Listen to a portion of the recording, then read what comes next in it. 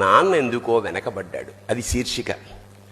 అమ్మ 9 నెలలు మోస్తే నాన్న 25 ఏళ్ళు. రెండూ సమానమే అయినా నాన్న ఎందుకో వెనకబడ్డాడు.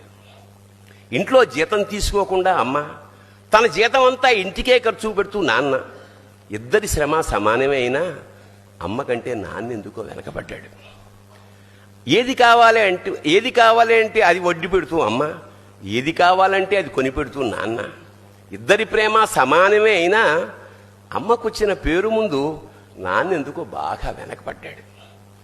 ఫోన్లోనూ అమ్మ పేరే, దెబ్బ తగిలినప్పుడు అమ్మ అని పిలవడే, అవసరం వచ్చినప్పుడు తప్ప మిగతా అప్పుడు గుర్తురానందుకు నాన్న ఎప్పుడైనా బాధపడ్డా? ఏమో. ఇద్దరూ సమానమే అయినా పిల్లల ప్రేమను పొందడంలో తరతరాలుగా నాన్న ఎందుకో వెనకబడ్డాడు. అమ్మకి మాకు బీరువా నిండా రంగురంగుల చీరలు బట్టలు, నాన్న బట్టలకు దండెం కూడా నిండదు. తనని తాను పట్టించుకోవడం రాని నాన్న